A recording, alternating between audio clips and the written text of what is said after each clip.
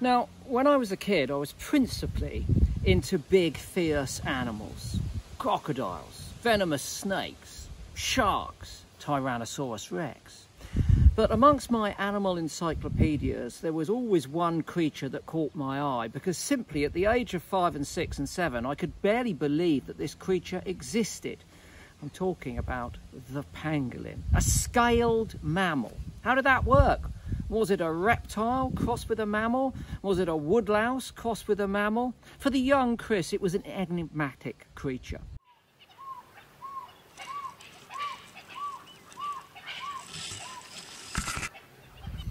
Well, I then was very fortunate to travel to parts of the world where pangolins were said to exist for no less than 40 years.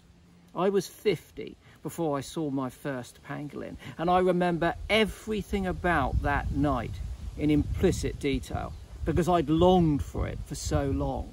I was at Africat in Namibia. We were having our supper. A call came in that some rangers had seen a pangolin. Nothing in the southern hemisphere moved as fast as Chris and Megan, my stepdaughter, that evening, and then the vehicle that we were in. No, the vehicle didn't speed. We kept the speed limit on those tracks, but we got to the pangolin in time. I've never been so excited. It was simply the most remarkable experience. To meet a pangolin, to touch a pangolin, to smell a pangolin. And then, believe it or not, within the next few days, both Megan and I encountered more pangolins. I almost burst, it was so exciting. Just look at this. One of the world's most remarkable mammals. Yes, this is a mammal. It looks like a pine cone. It's not.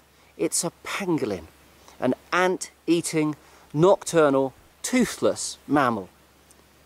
This is possibly a youngster because all of the rest are probably safely sleeping in their burrows, and it's no doubt come out from its parents' burrow, which must be within 20, 30, 40 metres from here, to try and supplement that diet of ants with a bit of daytime feeding.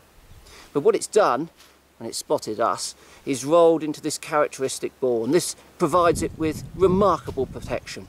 Its legs, its head are deep inside here, and these tough protective scales, particularly those over the tail here, will stop anything from breaking this open and eating it. Amazing. I've only ever seen one before, 2 nights ago. I thought I'd have to wait another 50 years to see another one. But no, I've been fortunate. I'm going to leave this one now to unwind and scurry back to its burrow. And I certainly hope that it lives a long and healthy life. What a thing, what a thing, look at that. Absolutely fantastic. But in that time that it's taken me to meet the pangolin's numbers have declined rapidly. In parts of Africa it's used as muti, traditional medicine, and very sadly it's the most trafficked animal in the world, and its populations all over the world are in a critical state due to human harvesting and persecution. Therefore, we need to look after our pangolins, and the only way that we can look after our pangolins is by understanding their behaviour and ecology. You can't conserve anything unless you know about it, so that what you can then decide to do for it. Research is implicitly important. And the thing about pangolins is that they were hard to encounter. They were nocturnal. In the daytime they lived underground. They were few and far between. I mean, they were classically difficult to study animals, and we didn't know very much about them. That's changing. There's been some brilliant work taking place in the field, some of it at Africat in Namibia, which has told us a lot more about how these creatures exist, how far they go, when they go, what they eat, how many young they have, when they have those young. Basic fundamentals of the animal's ecology, which we hadn't previously had our finger on. If we want to conserve not just pangolins, but the rest of the world's endangered species, we have to understand them, and the only way to understand them is through thorough, good, independent, peer-reviewed science.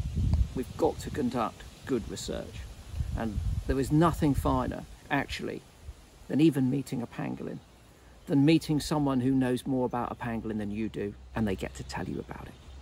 Fantastic stuff.